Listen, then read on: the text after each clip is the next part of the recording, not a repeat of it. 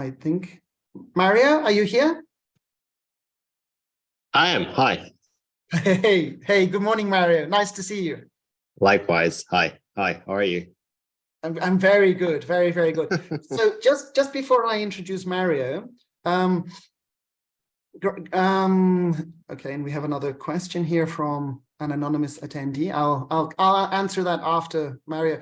Guys, be sure that when I'm speaking with Mario, if you have any questions for me or for Mario, just put it into the chat function.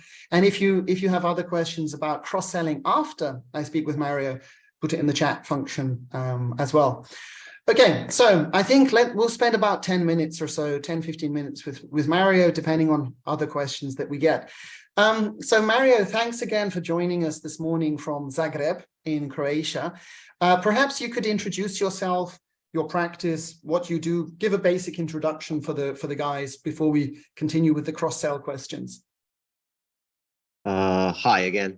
Yeah. Well, first of all, thank you so much for the invite. I'm always impressed by the quality and level of work that you deliver, and it's really an honor to be able to speak. And I feel a bit of anxious speaking in front of you about our law firm's efforts in cross-selling and business development in general, but I'll do my best. So good morning to everyone. My name is Mario Krka. I'm a senior partner at a Croatian law firm named Divjak Topić Bahtijarević Krka law firm. We are based in Zagreb, so we've got that one office there, although I originate from Split, which comes in handy for our summer affairs on the Croatian coast. I know that we are of particular interest to John James in terms of not only our own efforts, but the fact that we make part of C Legal, which is a network of major independent local law firms across Southeastern Europe, which we have been for more than almost 20 years now. Me personally, I am a lawyer specialized in antitrust, and I also do quite a bit of M&A work. To some people from big law firms, it may come in as a bit of a surprise because those two areas are quite big. But even that on a small market like Croatian is really a very specialized and narrowed down approach for a corporate lawyer. So I've been with the firm since many years. I'm sure that I'm perhaps even friends with some of the people listening to this. I think so. Yeah, so hopefully, if we haven't gotten in touch in a while, this will be an incentive for them to reach out again. And of course, I'm always happy to have a chat with new people. So if anyone wants to have a quick Zoom or Teams, I'll be happy to. Wonderful. Okay, and so thanks very much, Mario. So Mario is from the company, it's called DTB in Croatia. Let me throw some questions at you then, Mario. Mario, what do you think are the main selling points? I mean, this is one of my favorite questions, and it's always a tricky one. What do you think would be the main selling points of DTB itself in Croatia? It's a tricky point. It's a tricky question for us as well, and I think for any law firm. What I think sets us apart a bit from our competitors is the fact that we are indeed a full service firm. So we are one of the biggest in the country, if not the biggest in terms of headcount of qualified lawyers in corporate law matters. So there's this general perspective. We also kind of need to always think about two different types of our clients. So there's corporate clients and there's law firms. So in a small market like ours, a lot of work actually comes from big law firms from London or elsewhere. So for them, I think our biggest selling point is that we are specialized and we have lawyers specialized in what's still considered a bit of a kind of a niche work in Croatia, like IP, data privacy, antitrust, what I do. So this is something that I think sets us apart because most of our competitors on big deals, they are kind of project focused and they do great M&A work, but they do not put in much effort in kind of day-to-day advising and support to clients. And what I also like to say to potential clients is that that we try to we do our best really to get rid of very formal kind of legal way of thinking and approach. So we have a very friendly face, and this is what we really work hard within the firm and outside of the firm to maintain and promote. So I think this is kind of the key ingredients of what we see as also, making us different. Yeah. Guys, let me throw in a couple of words here based on what Mario just said, because I've worked in Croatia for quite a few years. I have some experience in the market there. The first idea, Mario and the colleagues are actually pretty good at L2L selling. I think this is one of the big achievements of DTB. It's quite an established firm. It's been around a while, but they managed to do very good L2L selling. If you had the opportunity to have a coffee with Mario, I think especially if you were not a Croatian lawyer or partner, then he might not want to tell you. But, you know, that's a very interesting area about how they managed to succeed in L2L selling and pitching. So that's one thing to keep in mind. And then another point that really surprised me in Croatia was I was working with one of the leading Croatian law firms, and probably a competitor actually of DTB. And they have a very good reputation, but it was incredibly conservative. It was very formal. The style of writing, the hierarchy, it was like something from a movie in the, I don't know, in the mid-20th century. So this kind of client-focused, progressive, informal, ease of communication approach that they have, don't take it for granted, because in Croatia, there are even market-leading firms that are not like that. And I think this would be true in other jurisdictions. Let me throw another question to you, Mario.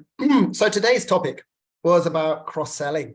Could you share with us what's been your experience in DTB and in SEE Legal regarding cross-selling? What are your successes or failures, the good points, the bad points? Just what's your real experience as a partner when it comes to cross-selling? It's another tricky thing, because I think we sometimes forget that that legal business is a people's business, right? So I think for cross-selling, you really need to be as a lawyer that will be, you know, trying to cross-sell. You need to be somewhat invested into that other team or person doing that. There's this personal HR kind of part, but you also need to be aware of what that other department does and what kind of service they are selling and what's current in what they do. So I think it's mostly about just raising the awareness of your team that, you know, other people do stuff that's interesting and that you can actually pitch for or make proposals for. So maybe just before COVID hit in, we started with this informal get-togethers once a month, where we have one lawyer or two lawyers of a team make a bit of a like informal presentation of what they do and what's actual, what's current. And you would be surprised that people even from banking department are interested in like new labor law development. It's not something that they do, but once they know that, for example, this year, you know, there's a new amendment of labor law that kicked in. So as soon as they know that, they feel more in position to kind of cross-sell, because it's not sufficient for them to just know that there is a person dedicated for labor law. They also need to be kind of up to date that there's something, you know, going on that they could use for their cross-selling efforts. So I think that's the main thing that we're working on. Yeah. And the difference here, guys, is that while I was a little bit critical of this idea about the speed dating approach inside a law firm, what they do at DTB is they have a slightly longer, like a half-hour presentation talking about the solutions, the products, things which are changing on the market-driven initiatives. And then, of course, it's not just that's wonderful. That's the education, and that's making colleagues aware of tangible value propositions, which can be of necessity or use. But then, of course, it's the next follow-up. This makes it so much easier when the colleagues can then say, hey, let's meet this client, let's do this, let's get these meetings. And I was thinking, actually, Mario, because you do competition and antitrust. I remember when I was at Deloitte, I was helping some of the partners with competition and antitrust. It can be very difficult for non-specialists to understand, what you guys do and how it works. So this can be quite tricky for the cross-selling. Yes, of course it can, but just the fact that, for half an hour or 45 minutes, you're listening to that person doing a very, very layman kind of talk. So when we inform our colleagues of what we do, we try to have that very, very, in a very user-friendly way, as if we were talking to a client. I think it really helps also for others to understand what we do, and that it really connects even to something that they do. So I think, especially in small markets, it's impossible for a lawyer to do something specialized in one area that is completely disconnected from everything else. So there is always bits and pieces that you do not know, that come from elsewhere, that's useful also for what you do, but also to kind of make the awareness of what the firm does and what kind of service it provides. And then and Mario, what about the motivation? Because one of the difficulties I encounter, the first difficulty I encounter with lawyers in different teams, is they might not even be aware or think about cross-selling with the existing clients. And then the next problem is the motivation, people thinking like, why should I bother? What's in it for me? What's your experience in terms of motivating, the members of your teams to avoid this kind of silo mentality, to present the whole of the holistic approach of DTB to the clients? I think for big firms, it's more of a structural question, an organizational question, whereas for small law firms, I think it's more about HR question in a way. Of course, there's also the financial part, where you cannot disregard the fact that someone is doing effort in cross-selling or business development in general, and not have that person rewarded for that. So it has to go to some extent against their even billable hours when it comes to financial incentivizing. I think it's why I said it was an HR thing. I think it's about having people invested into the team in general. So if you are friends in a way with your colleagues, and if you know what they do and so on, even from a personal perspective, they will be grateful for you to do something like that for them, right? So I think there's this kind of mixture of like very strict financial organizational perspective, but also this very personal approach, where you actually need to kind of like that colleague or like the way that they do things, to feel even sort of a obligation to promote also what they do. And this is kind of the culture that we're trying to nourish. And again, while DTB, I forget the head count that you guys have in Croatia, but on the global scale of things, it isn't a huge law firm. Even if you have a few dozen lawyers, in many of the countries of Central and Eastern Europe, that could be considered to be a big law firm. Globally, it's not, which is an advantage, because if you only have a few dozen lawyers, it means you probably have a healthy corporate culture. Probably people get on, they like each other, you can actually get to know each other. So one of my big recommendations for partners would be to encourage the lawyers to do T for two internally. So I was doing this at Deloitte. I would say, if you're a young lawyer, you're an associate, even a senior associate, you should go and have a lunch each day or each week with some other lawyer from the different practices, and then of course from the other professional services lines. So these internal network building is extremely, extremely important. And I would like to pick up on one thing that Mario mentioned here, which I think is wonderfully progressive. that is not simply recognition and praise for cross-selling, which is absolutely necessary. So partners, managing partners should make it clear this is a good thing and give praise and recognition. These guys at DTB, they take it even further. They give financial remuneration, financial compensation, some kind of tangible recognition of cross-selling. That's a very, very good idea. Again, if you're simply an associate, you can't change the system. But if you're a partner or a managing partner, don't make the classic 1-2-4 mistake, which is we only reward finding new clients, and then everyone neglects current and ex-clients.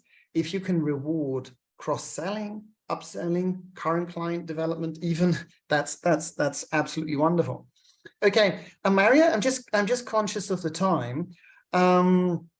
Maybe, I'll give you one last question, and I'm not saying this to be flattering, but I'm actually very impressed with the network that DTB is part of. In some other countries, we also have BDK in Serbia are part of that. We have Bojanov in Bulgaria. So there's a few good law firms in this network. The reason I'm impressed, Mario, is because most legal networks don't work. Most legal networks are actually pretty awful. And this is an example of one that does work, and it does work pretty well. Perhaps, could you tell us, what do you think is the secret of the success of SEE Legal? And how do you do this? How do you guys actually make it work, especially the cross-selling? Because I know it works, it gets results. Yes, well, yeah, thank you for that question, because I think not only is this relevant in terms of, you know, the current structure of SEE Legal, but SEE Legal as a platform has served as a key growth factor for many of the firms, including ours. So it's not just a tool of, you know, kind of nice add-on to what you do, but it's really a key ingredient of our success. And maybe, sorry, Mario, we should mention, perhaps tell the colleagues the geographic footprint of SEE Legal, maybe a little bit of the history. Yes, so we've got law firms in each of the countries from Slovenia to Turkey.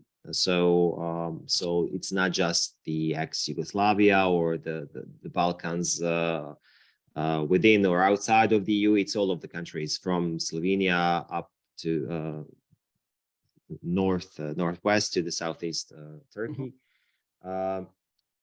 I think the way that we do things in SEE Legal is also a bit of a personal affair. So I think we know each other pretty well.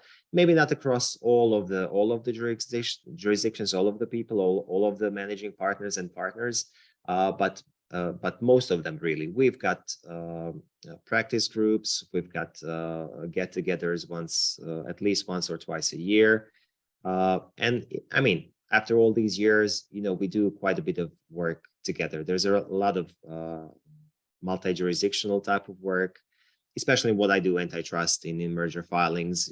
You know, I've got one on my desk today, so you know, it's 5 countries in the region. So, you know, when you do work, it's easy to connect, but it's also important to invest in connecting, even without some specific goal in mind. I think one also important element that helped us is actually having a person employed full-time to maintain the links and work on the promotion of the network, because nobody has enough time to, you know, or as much time as you would like to promote your own work, let alone to the work of 10 other law firms. So having a person dedicated to that is a big tool that I think sets us apart from many others. Could you remind me who it is? I think I know them. It used to be Elica, now it's Branko. Yes, of course. Yeah. Yes. So they do great work, and you know, even pitching for all of us. Of course, it can be a challenge getting, you know, 5 different lawyers from five different firms agree on the pricing or whatever, but they do a great job, and we are really grateful for having them. And again, guys, especially if you're at partner or managing partner level, I would honestly say that SE Legal is one of the few really good regional networks that I've come across. Another one that comes to mind is ACT Legal, which is more in Central and Western Europe. For the Balkans, I think SE Legal is really, really, really good. And I think my impression is it's very good to have this person who oversees it all at quite a senior level, doing quite a lot of stuff. They do very good proactive pitching. They have the L2L sales. And it's not too big, you know, bigger isn't always better. So I get the feeling that the legal networks, which are kind of regional, like our friends in the Baltics, with Latvia, Lithuania, Estonia, like ACT Legal for 8 or 9 Central European countries, like SEE Legal for the Balkans, I think they really work better than these global networks because you have these kind of relations and you can have, it's much easier to coordinate. So again, I think that if you're keen, Mario is a pretty friendly fellow. I think, you know, drop me an email. I can give his contacts, and I'm sure that he'd be happy to share some ideas about potential cooperation, or even a few of his their best tips and tricks regarding some of these really good selling points of the company. Would that be okay, Mario? Sure. Thanks so much. And well, have a good day, everyone. Okay, thank you so much.